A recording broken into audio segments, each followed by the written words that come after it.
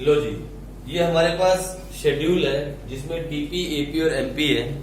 आज इस टॉपिक को आगे बढ़ाते हुए हम आगे चलते हैं और आज हम दो टॉपिक खत्म करने की कोशिश करेंगे, the relation between TP and MP and the relation between AP and MP. इन दो टॉपिक्स को आज हम खत्म करने की कोशिश करेंगे, ठीक है जी। अब आपके सामने शेड्यूल बन गया, शेड्यूल आपने देख लिया, ये हमारा शेड्यूल है। This is unit of land, ये फिक्स फैक्टर है, इसको हम बढ़ा नहीं सकते शॉर्ट रन के अंदर। This is unit of labour, हम लेबर इंक्रीज करते चले जा रहे हैं, फाइन। दिस इज टीपी, मैंने आपसे कहा था टीपी की 3 स्टेज है। पहली TP increasing eight increasing rate, ये देखो यहां तक 2 से बढ़ के 5, 5 से बढ़ के 9, this was the first stage. दूसरी stage TP increasing at decreasing rate, ये हो गई दूसरी स्टेज। और तीसरी टीपी अल्टीमेटली फॉल्स। अच्छा, एपी की 2 स्टेज है क्या, एक एपी इंक्रीजिंग और दूसरा एपी डिक्रीजिंग। और एमपी की भी कितनी स्टेज है, 3 स्टेज है। बोलो कौन कौन सी? इंक्रीज, पहले एमपी इंक्रीज, ये देखो 2, 3, 4 यहां तक आया, फिर कांस्टेंट हो गया 0 और बाद में नेगेटिव हो गया, ठीक है जी। ये 3 स्टेज आपको समझनी है, ये स्टेजें हैं हमारी, फाइन। इनको ध्यान में रखते हुए सबसे पहले लिखो explain the relation between TP and MP.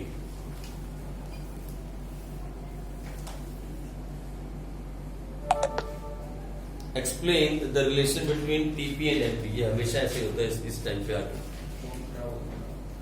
यार नहीं, चल 5 घंटे से लगातार चल रहा है, ठीक है जी। लिखो since MP depends on TP, since MP depends on TP,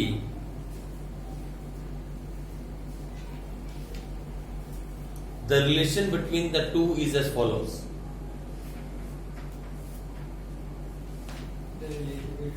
Between the two is as follows.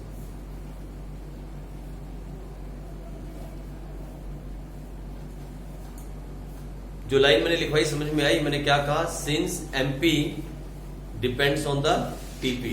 आप देख रहे हो एमपी में जो भी चेंजेस है बिकॉज ऑफ टीपी है, ठीक है जी। चलो, तो relation number 1, first relation, when TP increase at increasing rate,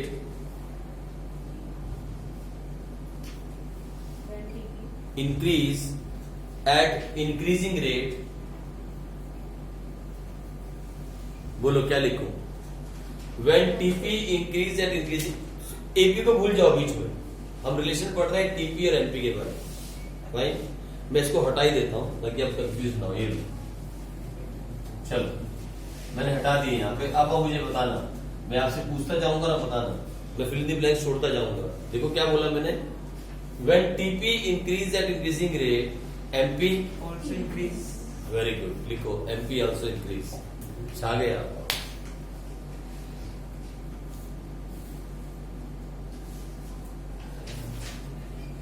प्यारा रिलेशन हो गया, देख रहे हो आप। When TP increase at increasing rate, MP also increase, MP भी बढ़ रहा है, भाई बुखार तो नहीं हो रहा तेरे को? Are you all right? क्या करूं, बंद कर दूं? देखिए इस तरह के काटिए ना, ये खा के चिकन है, यहाँ गर्मी सारी गर्मी बंद कर दे, थोड़ी देर की बात है, ठीक है।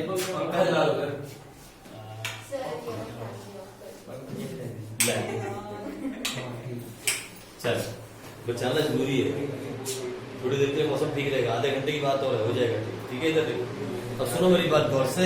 ये लो, पहला रिलेशन हो गया, फर्स्ट रिलेशन आपने देख लिया। पहला रिलेशन क्या बोला?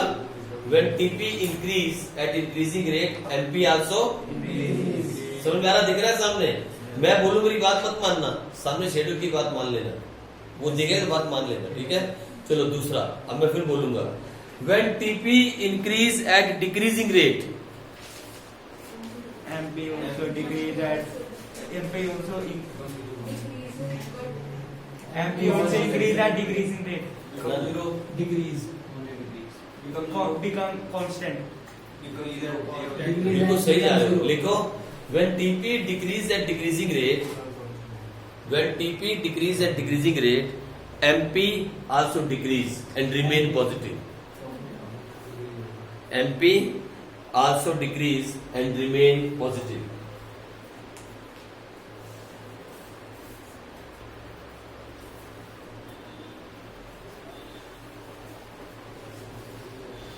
ओके, रिलेशन नंबर 3 अपने आप से बना लो। जाओ, तीसरा रिलेशन अपने आप से बना के बताओ मुझे क्या बनाओगे। लिखना मत, पहले बता दो। 2 मैंने बता दिए, तीसरा आप बताओ।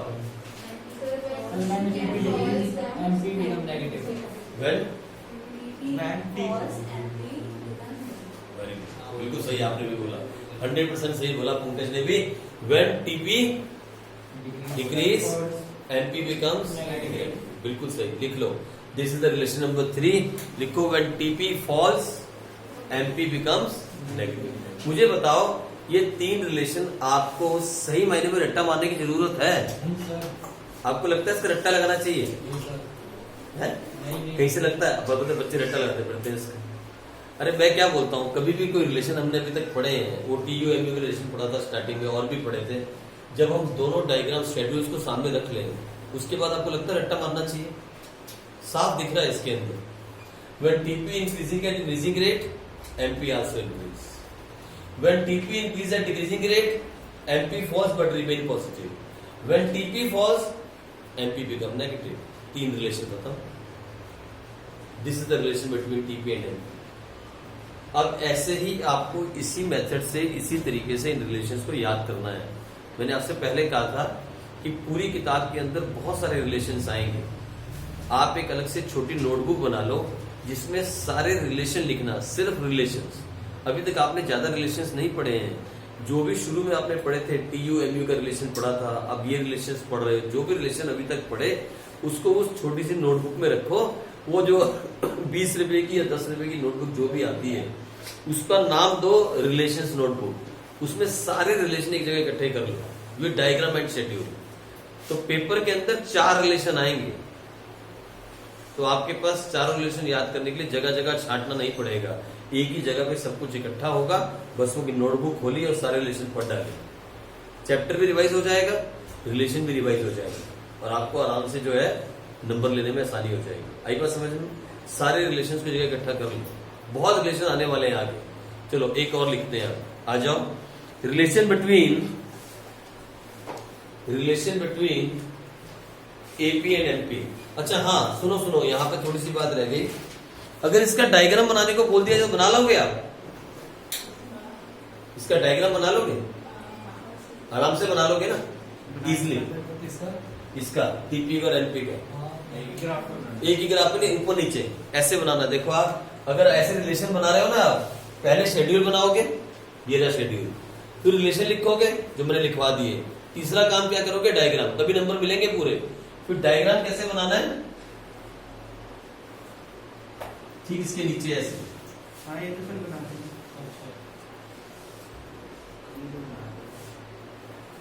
और ऐसे करके ये आपका टीपी बन जाएगा, ये आपका एनपी बन जाएगा। ठीक है नी? ये मैंने रफ हैंड से बनाया, आप सही बनाना। ठीक है? सॉरी, नहीं अभी एपी नहीं मांगा ना, टीपी और एमपी का रिलेशन पढ़ रहे हो। ठीक है जी? बना लोगे ना डायग्राम ऐसे, एक ऊपर नीचे, और उसको मार्किंग करके अच्छे से बना लेना, तब आपका क्वेश्चन पूरा हो जाएगा। उसके बिना इनकम्प्लीट है। ठीक है जी? चलो आ जाओ आगे। Right the relation between MP and AP.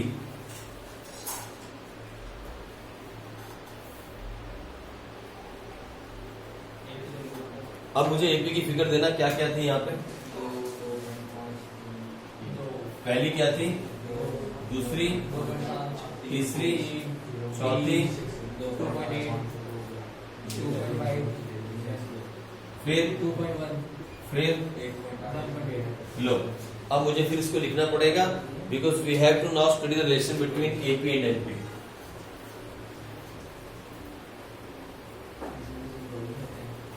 लो, मैं बोलूंगा और आप मुझे बताना मैं क्या बोल रहा हूं। ठीक है जी?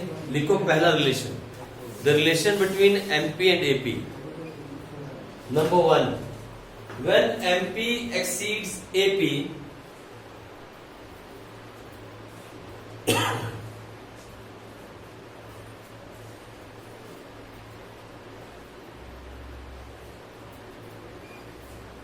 when MP exceeds AP, यानी when MP is greater than AP।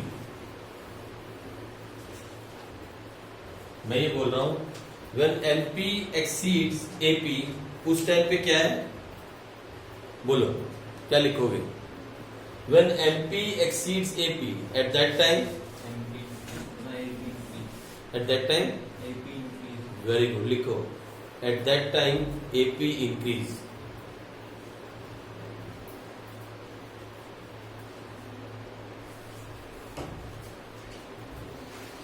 Okay. दूसरे में when MP is equal to AP.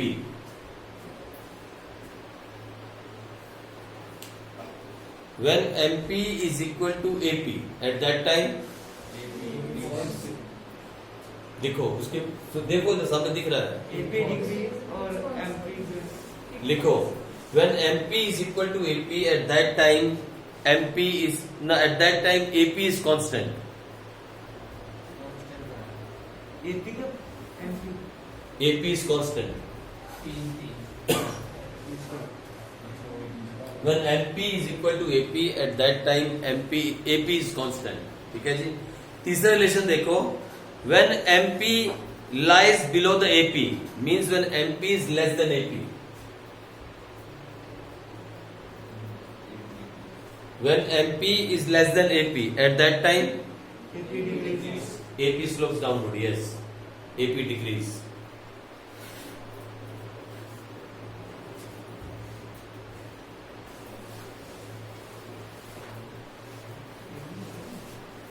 Okay. Relation number 4. Relation number 4 लिखो, MP may be negative but AP always remain positive. MP may be negative but AP always remain positive. AP कभी भी negative नहीं हो सकता. That is the relation number 4. ठीक है जी. फिर लिखो रिलेशन नंबर 5. लिखो ग्राफिकली MP कर्व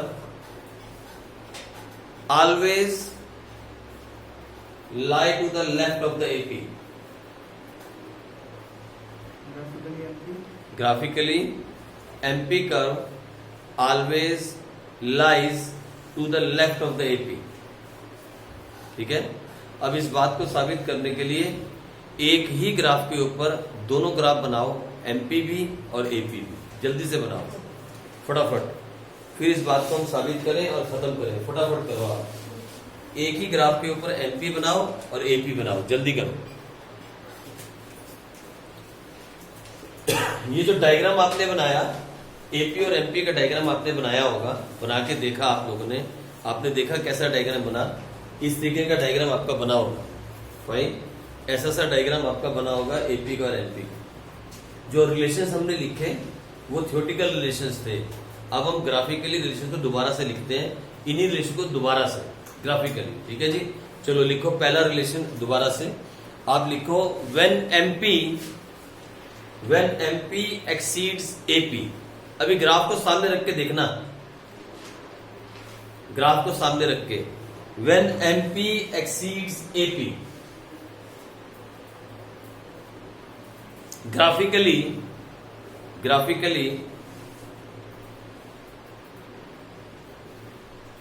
बोलो क्या हो रहा है. AP slopes upwards.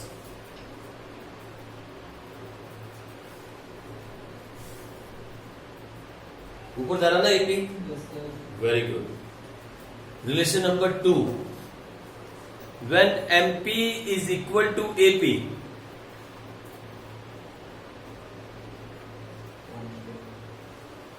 when MP is equal to AP, graphically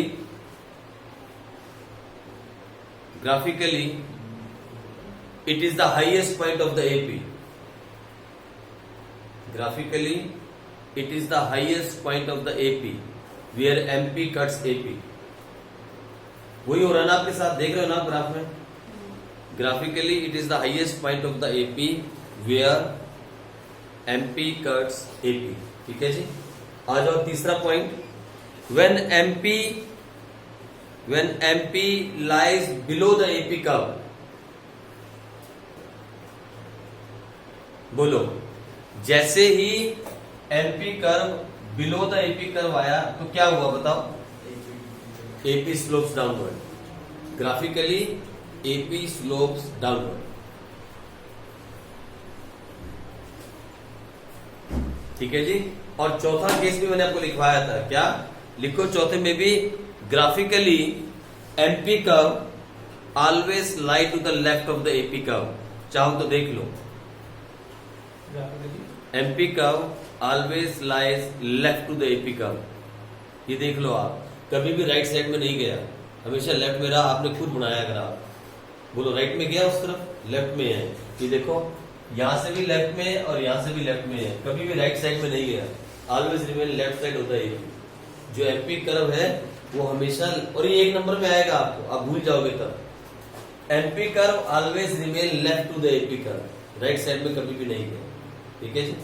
तो आपने 4 रिलेशन लिखे, 5 रिलेशन ग्राफिकली भी लिखे और थ्योरेटिकली भी लिखे, डायग्राम भी बनाया, शेड्यूल भी बनाया। भाई आज के लिए आपने क्या किया, हमने 2 रिलेशन पढ़े आज। एक the relation between MP and TP, पहला वो पढ़ा। फिर दूसरा the relation between AP and MP। Fine, आपने ये 2 रिलेशन आज किए। एक आखिरी क्वेश्चन इस चैप्टर में बचता है, that is called law of variable proportion. जैसे हमने डिमांड के अंदर एक लॉ पढ़ा था, याद है आपको, this is a law we studied in demand.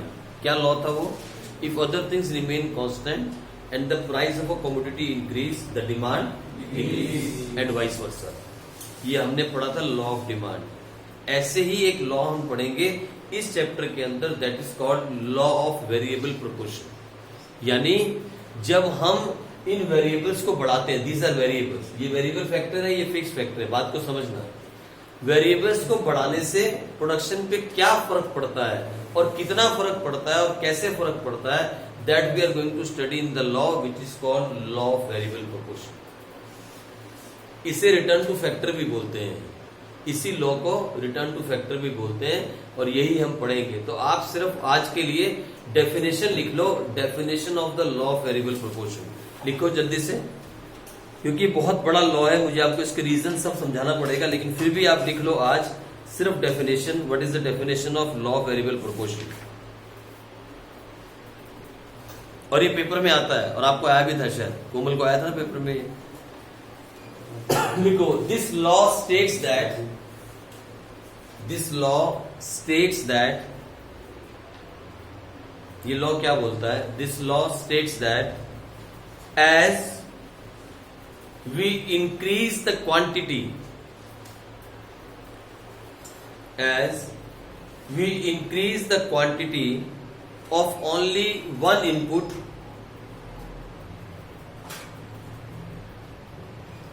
only one input, keeping other input fixed,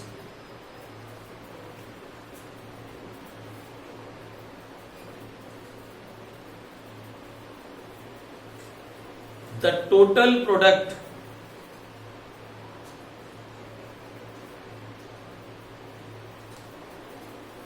increase at increasing rate at the beginning, increasing rate in the beginning, then increase at decreasing rate,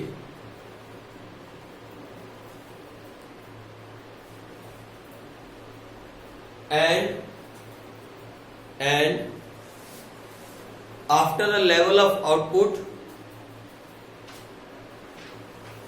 and after a level of output it ultimately, बोलो क्या आएगा, false. A level of output it ultimately false. तो हमने क्या पढ़ा, ये law of variable proportion है क्या बता, basically it's a TP, definition of TP.